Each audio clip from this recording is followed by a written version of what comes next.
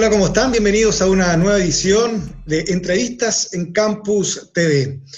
En esta ocasión vamos a conversar sobre un tema que de seguro involucra a muchas personas y también acá en nuestra región. El delivery, los conductores de Uber, repartidores, en fin, muchas plataformas tecnológicas que hoy están usando muchas personas para trabajar. No hay jefes, no hay oficinas, solo están estas aplicaciones y la legislación todavía no contempla aún en este tipo de actividades muchos derechos. Por eso queremos conocer un poco más de este ámbito, qué se puede hacer y qué se está también, qué se está trabajando y qué investigaciones hay respecto a este tema tan sensible para muchas personas, sobre todo en términos de lo que estamos viviendo como pandemia, donde muchas personas han tenido que tomar este tipo de trabajos. Para conversar sobre esto estamos con Rodrigo Palomo, él es doctor en Derecho del Trabajo y Seguridad Social y decano de la Facultad de Ciencias Jurídicas y Sociales de la Universidad de Talca. Rodrigo, muchas gracias por acompañarnos.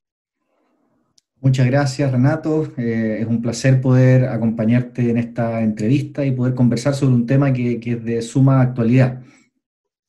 Así es, un tema que sin duda se ha generado durante los últimos meses con mucha fuerza y hemos visto, ¿no es cierto?, en las calles el trabajo de muchas personas que están con el delivery, que están bajo conducción de los famosos Uber, todo lo que tiene que ver con esta materia. Y ustedes están realizando un proyecto Fondesit que busca regular esta normativa legal para todo este tipo de labores y donde cada vez son más los que han tenido que asumir estos desafíos. ¿Nos puedes contar un poco en qué consiste este proyecto que ustedes están realizando?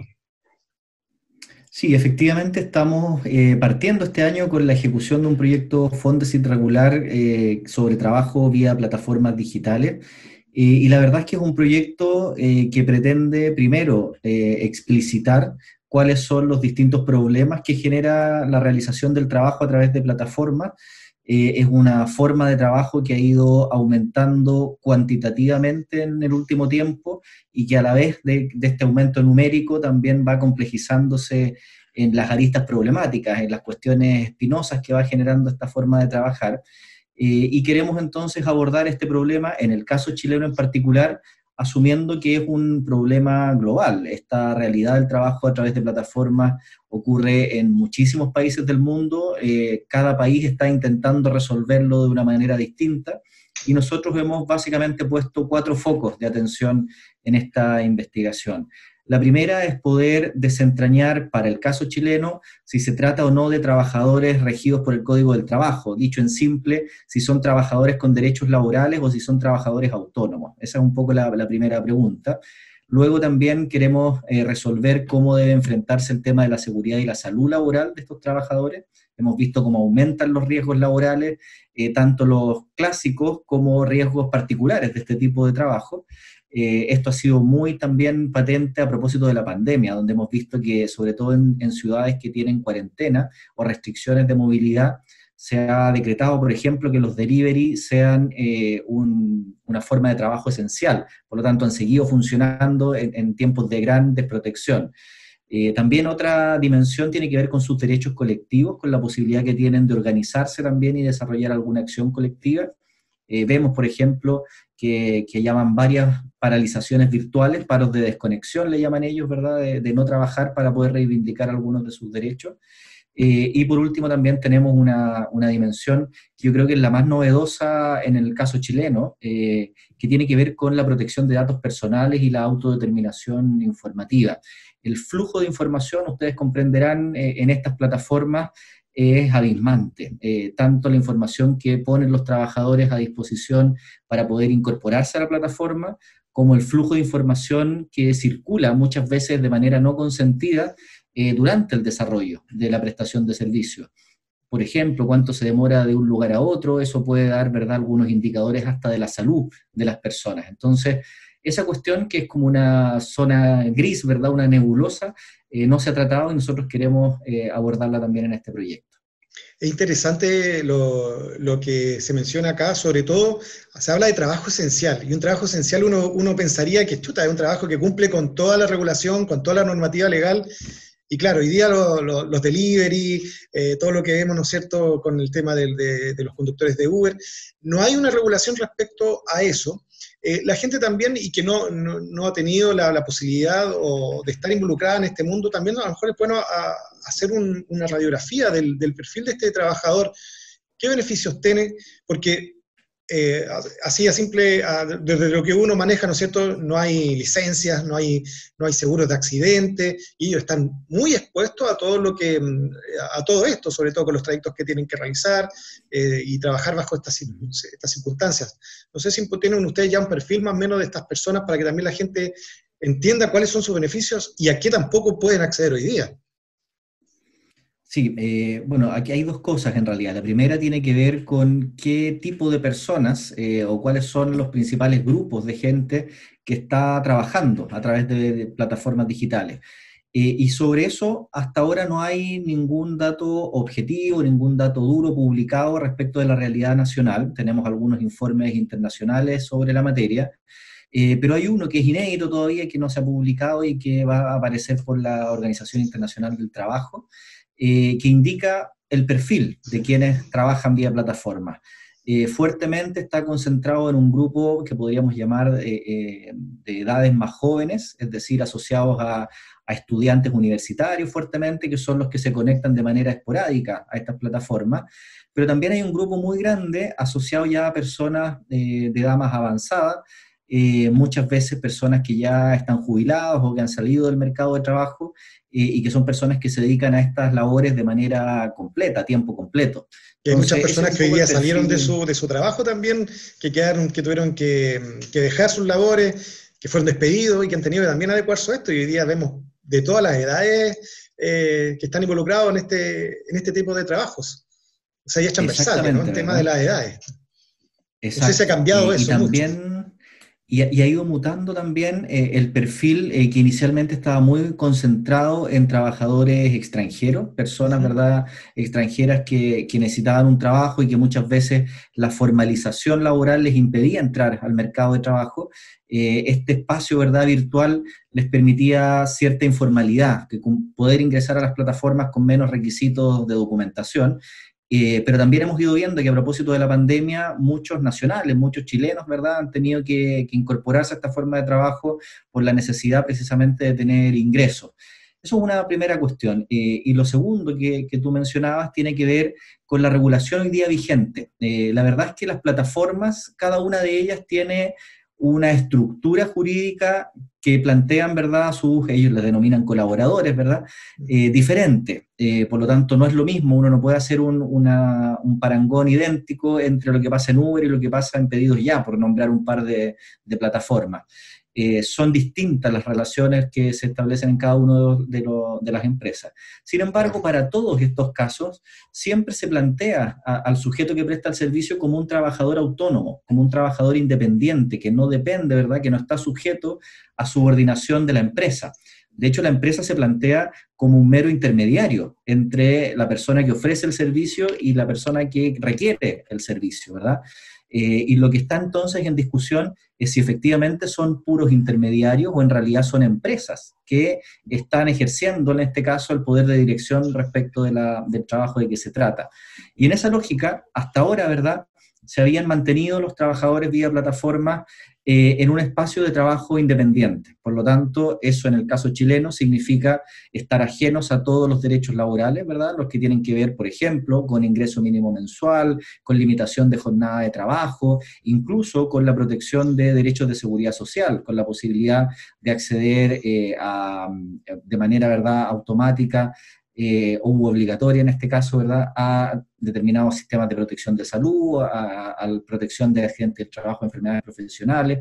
Si bien existe hoy día la obligatoriedad para los trabajadores independientes de acceder a esta protección social, esa obligación es respecto de los trabajadores independientes formalizados, los que emiten boletas de honorarios. Por lo tanto, no estamos tampoco en el caso de los trabajadores ni del delivery, ni de los conductores, por ejemplo, de la empresa Uber o Cabify o cualquiera de las otras plataformas, no caen tampoco en ese espacio de obligatoriedad de protección. Por lo tanto, quedaron en un terreno de nadie, donde no son ni trabajadores del Código del Trabajo, ni tampoco están, ¿verdad?, en la lógica del trabajador independiente formalizado que podría acceder a protección. O sea, es más delicado el tema de lo que pensamos, porque están en una situación bastante puntual. Exacto, en un espacio que, como te digo, es tierra de nadie, de absoluta precariedad laboral, donde tenemos, por ejemplo, varias veces a la semana noticias de, por ejemplo, accidentes en las motos, en las bicicletas, atropellos, Exacto. ¿verdad?, de los delivery, y lo que hay ahí, ¿verdad?, es una absoluta desprotección. Ese trabajador, esa trabajadora tiene que buscar la solución a su accidente de manera solidaria, no va a tener ninguna protección de la compañía en este caso, que lo único que hace cuando algo hay es tener un seguro de responsabilidad civil contra terceros, ¿verdad? Que es como cuando uno tiene el seguro obligatorio del auto, pero Claro. nada más, ¿verdad? Entonces es un espacio de desprotección y de precariedad laboral muy grande.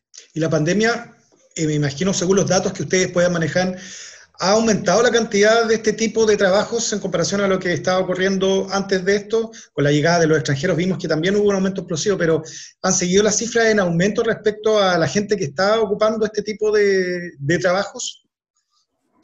Sí, bueno, ahí tampoco tenemos cifras oficiales, es muy difícil medir numéricamente el volumen del trabajo a través de plataformas, porque Ya. las empresas son muy celosas de compartir esta información. Los datos que hay son datos por aproximación y básicamente hubo una información hacia y la primera parte del año 2019 que comentaba, ¿verdad?, en ese documento que habrían en ese tiempo aproximadamente 200.000 trabajadores vía plataformas, vía las distintas plataformas. Y tenemos hoy día ya, a propósito de la discusión de los proyectos de ley sobre esta materia, que se han planteado otras cifras a propósito de la pandemia, que al menos duplican esos 200.000, es decir, estamos hablando ya entre 400.000 y 500.000 personas que se dedican de manera parcial o total, ¿verdad?, a prestar servicios a través de plataformas digitales. O sea, es un número no menor el que está involucrado con lo que estamos planteando y podrían ser más si está claro, este tema de la pandemia sigue, ¿no es cierto? Si las condiciones laborales y el tema del trabajo también sigue presentando algunas inseguridades y desempleo. También, bueno, y la investigación que están realizando ustedes, ¿por dónde de todas estas líneas se está centrando para poder llevarla a cabo? ¿Cuál es el principal alineamiento que ustedes tienen en esta investigación? Sí, bueno, la rama matriz, ¿verdad?, de toda la investigación tiene que ver con la determinación del espacio jurídico donde hay que resolver este conflicto. Y eso básicamente en el caso chileno radica en determinar si son trabajadores del Código del Trabajo o no son trabajadores del Código del Trabajo, en el sentido de si son o no trabajadores subordinados.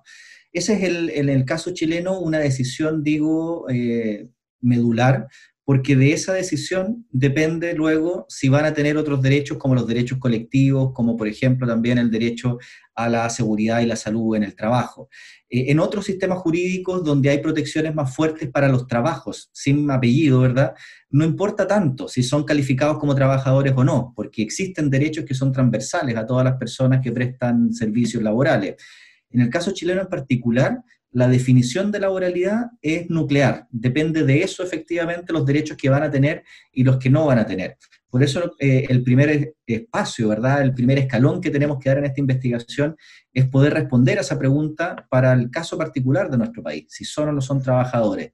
Y en esa línea creo que es importante cómo se ha ido moviendo en las respuestas de los tribunales respecto de esta materia. Tuvimos una primera sentencia, en ese caso particular fue respecto de un conductor de Uber, que declaró que no eran trabajadores porque no habían indicios suficientes para considerarlos subordinados, pero eso desde el 2015 hasta ahora, primero ha ido aumentando en cantidad de denuncias, tenemos al menos ya una treintena de causas judiciales, de juicios sobre sobre esta materia, la mayoría en curso todavía, ¿Ya? pero hemos tenido un vuelco importante ahora muy recientemente a propósito de la primera sentencia que declara la laboralidad, en este caso ahora de un repartidor de pedidos ya, Uh-huh. que mueve las piezas del ajedrez, ¿verdad? Y le mete presión también a la definición pronta de esta materia, también en materia de proyectos de ley. O sea, son datos sumamente importantes lo que menciona porque viene a cambiar un poco lo que estábamos viendo y lo indefenso que estaban muchos de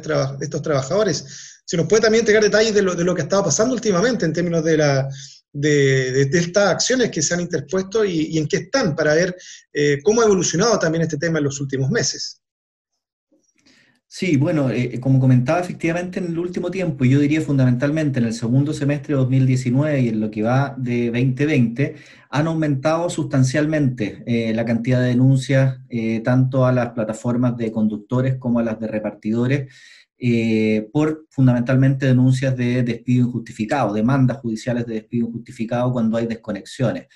Y hemos visto, ¿verdad?, incluso algunas demandas colectivas asociadas a vulneración de derechos fundamentales que han ido avanzando en los tribunales y yo creo que un primer hito importante aquí es esta sentencia, en este caso es del Juzgado de Letras del Trabajo de Concepción, que determina en un juicio monitorio, ¿verdad?, que un repartidor era efectivamente trabajador de la empresa Pedidos Ya, que Pedidos Ya no era una simple plataforma intermediaria de servicios, sino que era una empresa derechamente que contrataba a los trabajadores y que en estas condiciones atípicas de trabajo, porque efectivamente hay un margen de flexibilidad, hay una mayor libertad para la manera de prestar los servicios, esa mayor libertad o esa pseudo flexibilidad no llegaba a anular la subordinación. Por lo tanto, no había absoluta libertad para definir el precio. De hecho, el precio lo define la empresa. También hay definiciones en términos de jornada de trabajo, porque hay incentivos, por ejemplo, a la permanencia por más tiempo en la plataforma. Hay obligaciones, por ejemplo, de usar uniforme, de usar las cajas que seguramente todos hemos visto en las ciudades donde se transportan los productos. Hay sanciones por incumplir las reglas de esta plataforma, etcétera. Una serie de indicios que a lo mejor son indicios más nuevos, son novedosos, Exacto. pero que involucran o que envuelven una relación laboral que se pretende hacer pasar por una relación puramente civil. Y sin Ese duda es esto un yo creo, primer dato, yo creo, importante. sí, abre la puerta, yo creo, a todo lo que viene ahora, un futuro, podríamos decir, distinto y un poquito más prometedor para todas estas personas que están en esta situación. Ustedes, por ejemplo, con este proyecto, ¿buscan también que se realicen cambios necesarios al Código Laboral o tiene que ver básicamente con los derechos mínimos del trabajo? ¿Hacia dónde apunta también el proyecto de la investigación que ustedes quieren, que están realizando? Sí, efectivamente lo que conversábamos respecto de esta sentencia o del impacto que puede tener la sentencia tiene un doble valor. Efectivamente resuelve el problema todavía con posibilidad de ejercer recursos judiciales en la Corte, o sea, no es un tema cerrado ese juicio, pero sí pone la atención en que hay un cambio en la forma de entender este tipo de trabajo. Y lo relevante muchas veces de la sentencia no es solo que resuelven el problema concreto que tenían delante, ¿verdad? Del trabajador particular que demandó, sino el impacto que puede tener esa sentencia en todo un modelo de negocio, en la manera en que las empresas reciben este golpe, ¿verdad? Y dicen, oigan, vamos a tener que ver cómo resolvemos este conflicto porque esto no va a pasar solo aquí. Van a haber otras denuncias, ¿verdad? Y van a continuar este tipo de reclamaciones que nos cambian la manera de enfrentar esta cuestión. Y le mete presión, también decíamos, al Congreso. En el Congreso hay varios proyectos de ley que pretenden enfrentar este conflicto. Algunos han avanzado más que otros, pero es importante el nivel de avance que ha tenido uno en particular, un proyecto que presentaron en 2019 los diputados Giorgio Jackson y Maite Orsini del Frente Amplio, que se denomina coloquialmente Mi jefe es una app. Y que la verdad es que estuvo detenido hasta ahora, ¿verdad? Que volvió a avanzar y de hecho ha tenido recientemente también avance importante en la Comisión de Trabajo, en la Cámara de Diputados. Por lo tanto, hay un espacio, ese proyecto pretende derechamente considerar a estas personas que trabajan a través de plataformas como trabajadores y establecer reglas específicas dentro del Código del Trabajo con un contrato de trabajo especial para esta fórmula laboral. Por lo tanto, nos parece una alternativa interesante. Como decíamos al inicio, no podemos hacer una única forma de regulación para mecanismos, ¿verdad?, o para plataformas que pueden tener diferencias importantes, pero yo creo que el camino va hacia allá, hacia reconocer la laboralidad, ojalá a través de una normativa que así lo diga, que la incorpore al Código del Trabajo, pero aún teniendo esa normativa, hay que establecer también derechos laborales y derechos de protección social que sean transversales, es decir, que sean independientes de la consideración de si una persona es trabajadora del Código del Trabajo o no lo es, ¿verdad? Qué Hay ciertas importante eso cuestiones también. que incluso para los independientes, incluso para los autónomos, son indispensables. Tener mínimos espacios de resguardo, por ejemplo, de la seguridad y la salud laboral, creemos que es una cuestión que sobrepasa a definir si es un trabajador o no es un trabajador. Deberían tenerlo todas las personas como un derecho humano, como un derecho fundamental.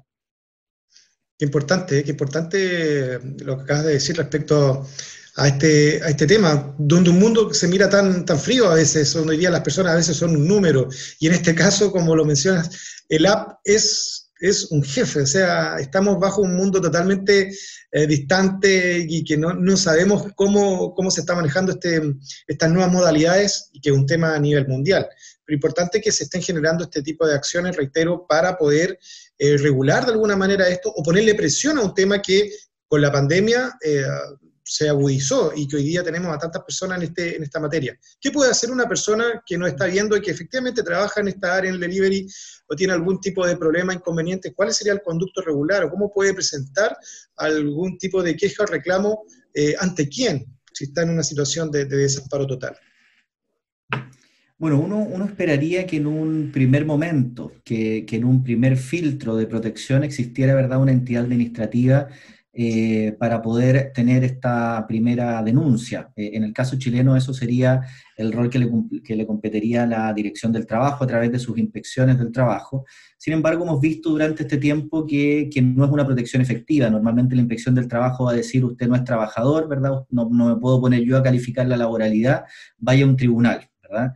Por lo tanto, la vía aquí efectiva para poder reivindicar los derechos laborales de estos trabajadores es interponiendo las demandas correspondientes, que serán demandas de despido injustificado, demandas de accidentes del trabajo, eventuales demandas de tutela laboral cuando hay alguna vulneración de derechos fundamentales, como efectivamente las ha existido, de desconexiones de trabajadores precisamente por estar organizando sindicatos o por estar organizando alguna forma de organización colectiva. Se dice: no los queremos más en esta plataforma, y los desconectan. Ahí, además de haber un despido injustificado, hay una vulneración al derecho fundamental de la libertad sindical, por lo tanto tenemos una fórmula procesal, un juicio distinto.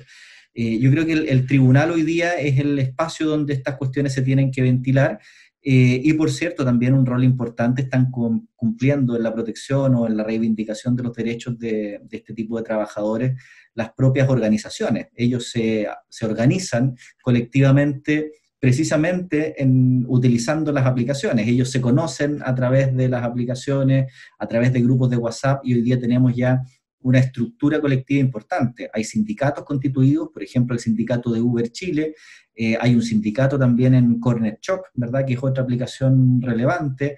Sí. Hay agrupaciones de hecho, o asociaciones de hecho asociadas a repartidores, Riders Unidos Ya, hay una mancomunal incluso, ¿verdad?, Marea, etcétera. Hay una estructura colectiva importante que está tomando forma en Chile y que favorece también la reivindicación de estos derechos laborales. Qué bien, qué buenos antecedentes entonces para ir aclarando este tema y que vaya avanzando, que eso es lo importante. Y ustedes, para terminar el proyecto, ¿quién lo está realizando? ¿Quién es parte del equipo? ¿Cómo se está llevando a cabo? Para que la gente también lo conozca un poco más.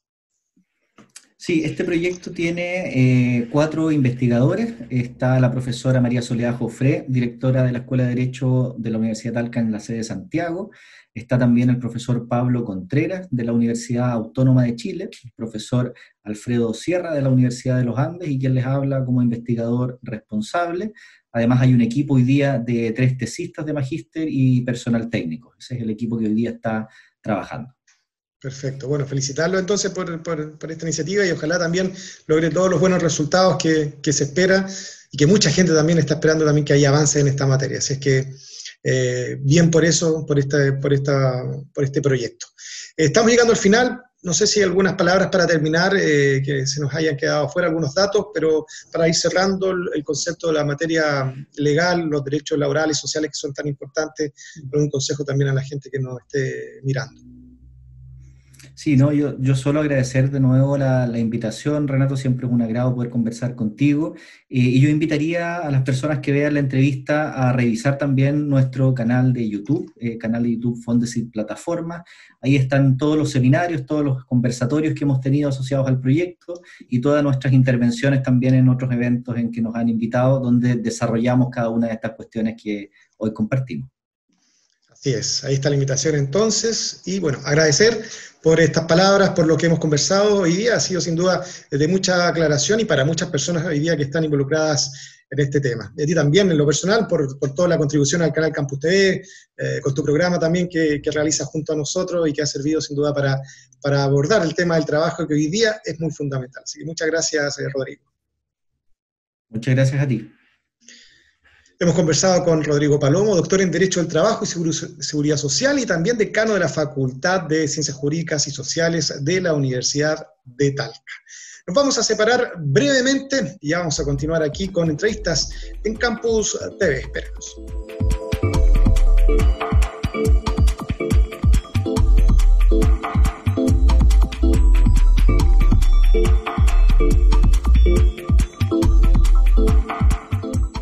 Y ya estamos de regreso acá en Entrevistas en Campus TV. Hemos conversado en el primer bloque respecto a la situación del trabajo, algo que es sumamente interesante y preocupante también respecto a lo que estamos viviendo con la pandemia. Y para abordar también este tema y seguir profundizándolo, estamos con la Seremi del Trabajo y Previsión Social, Ana Paola Ponce, para conocer también la realidad de nuestra región del Maule. Seremi, muchas gracias por acompañarnos.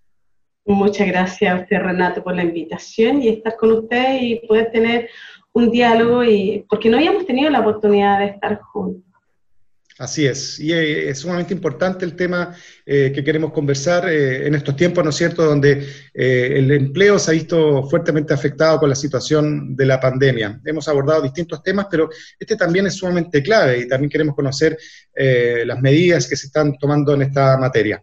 Bueno, para comenzar, también es importante hacer una radiografía de lo que estamos viviendo en nuestra región del Maule.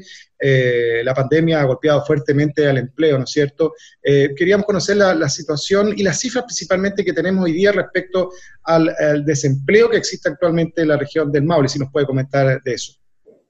Bueno, de acuerdo al boletín entregado por el INE, ahora en el trimestre junio-agosto de este año, ¿qué se puede destacar? Bueno, la tasa de desocupación alcanza un 10,8%. Si lo analizamos con respecto al trimestre anterior, era de un 12%. Ha tenido una pequeña baja, que, bueno, eso se puede deber a varios conceptos y situaciones que han ocurrido y tienen que ser también políticas públicas, y también a que hoy en día las personas vuelven a trabajar, estuvo la ley de protección del empleo, y hoy en día las empresas también empiezan a reactivarse, producto de que se pasó la cuarentena, y las frutícolas también se comienzan a reactivar. Entonces hemos tenido un incremento, poco, pero sustancial.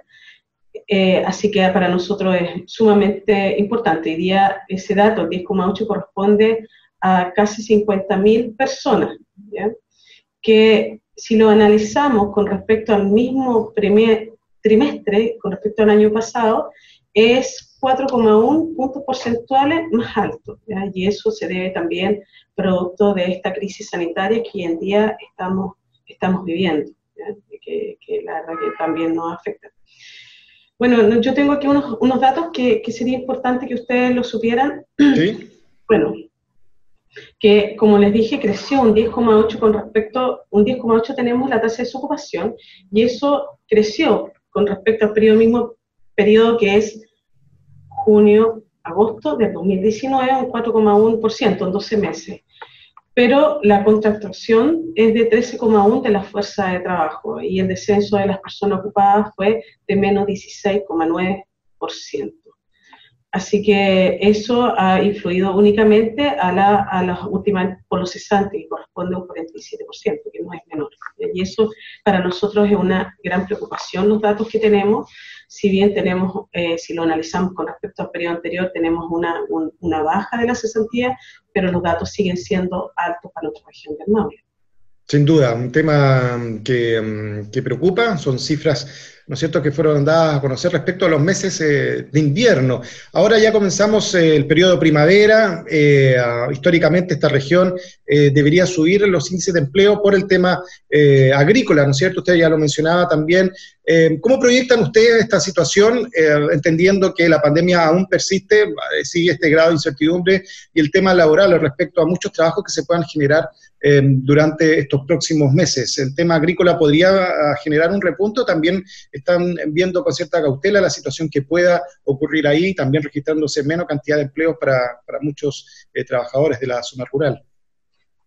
Claro, miren, nosotros apenas comenzó esta crisis sanitaria, rápidamente se promulgó la ley de protección al empleo, porque sabíamos que las personas tenían que estar distanciadas socialmente, hay empresas que no podían mantener al mismo número de trabajadores, o simplemente no tenían venta. Entonces, esta ley fue tan importante porque podían suspender a sus trabajadores o, en su defecto, en algunos casos, hacer reducción de la jornada de trabajo a media jornada, ¿ya? O menos, si así lo requerían, para que mantuvieran el mismo número de trabajadores. Por ejemplo, en el caso de una farmacia en el cual el espacio está limitado, no podían mantener los 5 o 6 trabajadores, por lo tanto se hacía reducción de jornada, mantener el mismo número de trabajadores y trabajaban unos media jornada en la mañana, otro en la tarde.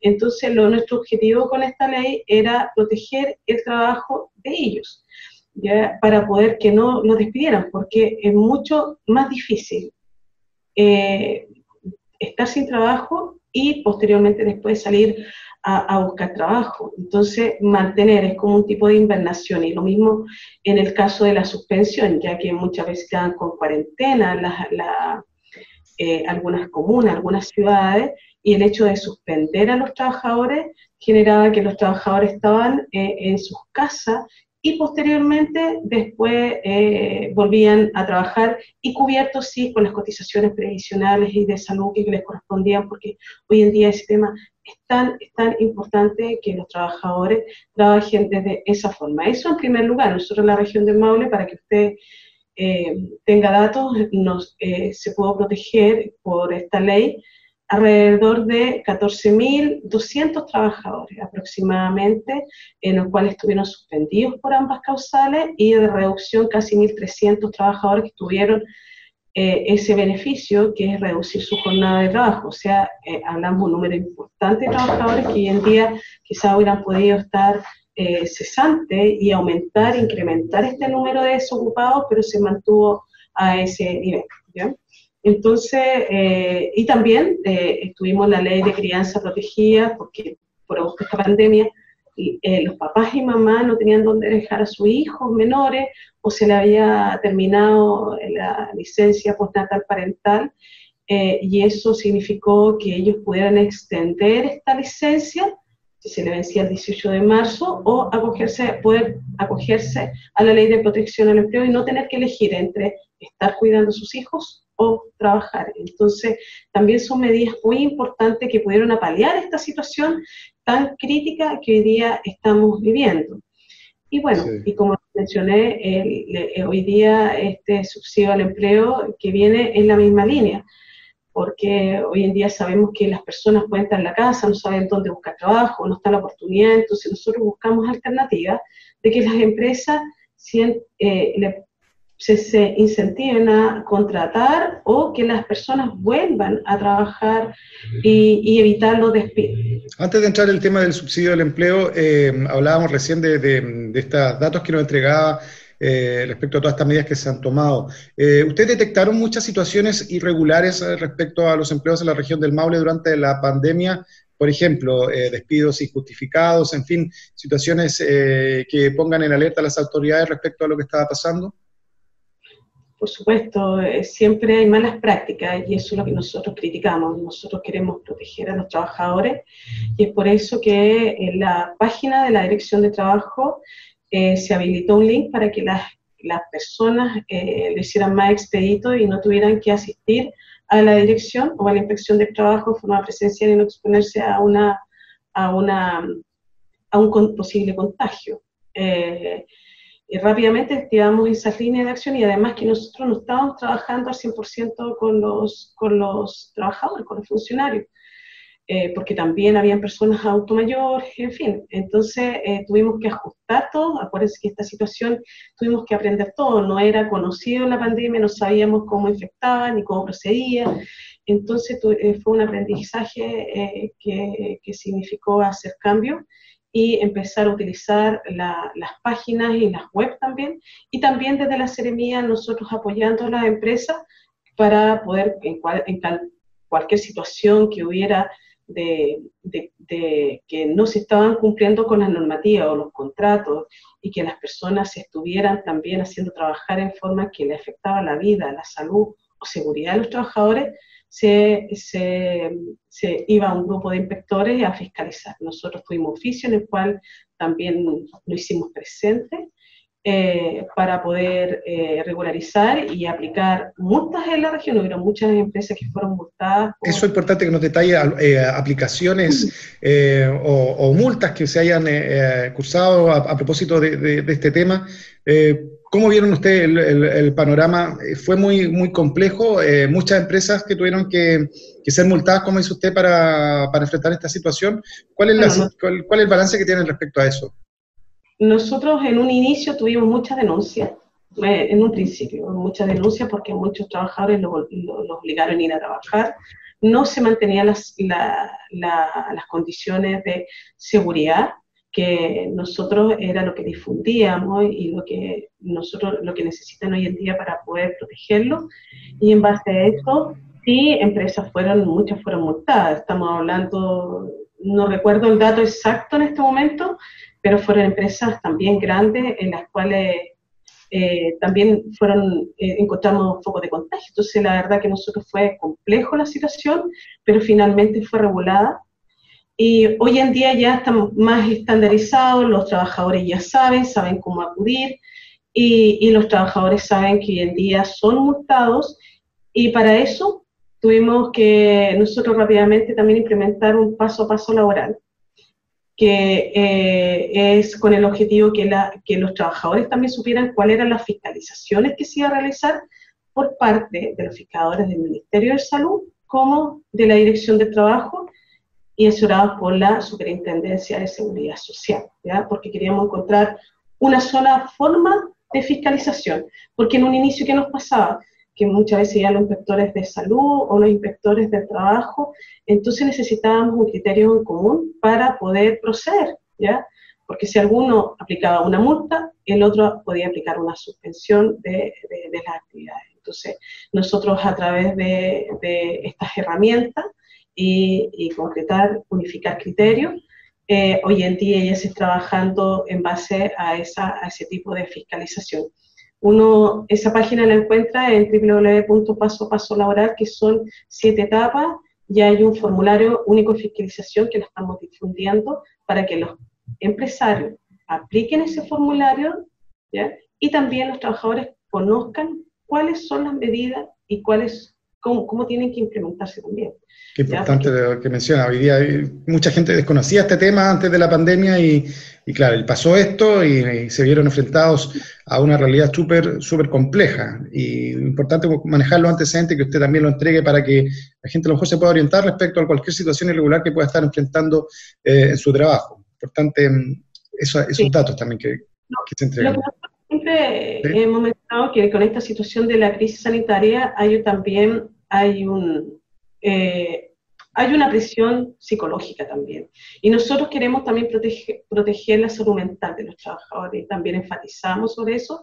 Y en las 7 etapas, una de las etapas es ello, y también que consideren también a los trabajadores para hacer las implementaciones, porque qué mejor que los trabajadores o representantes de trabajadores puedan participar de las implementaciones, porque ellos conocen sus trabajos, ¿ya? Porque hay realidades distintas, sectores productivos que trabajan de forma distinta y tienen puntos críticos, cuello de batalla dentro del proceso productivo más complejo. Entonces, cuando incorporan los empleadores, los trabajadores, para hacer estas implementaciones, se genera esta simbiosis mucho mejor.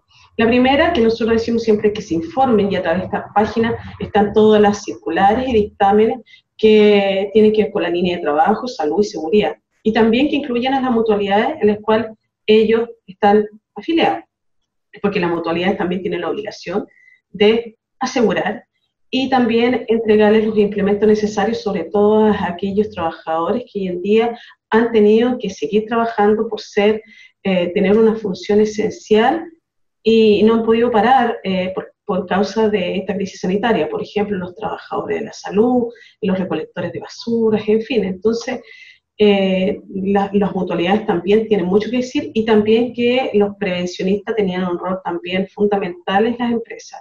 Perfecto. Lo tercero es que lo importante también es que después que se haga la bajada al resto de los trabajadores, cuáles son los implementos, que ellos también tengan el conocimiento, que se haya un feedback con respecto a eso y que después se empiece a hacer una revisión de todos los planes periódicamente, de todos los procesos que hayan sido implementados. Y dentro del formulario único de fiscalización también se le hace entrevista a los trabajadores para ver que ellos tengan el conocimiento.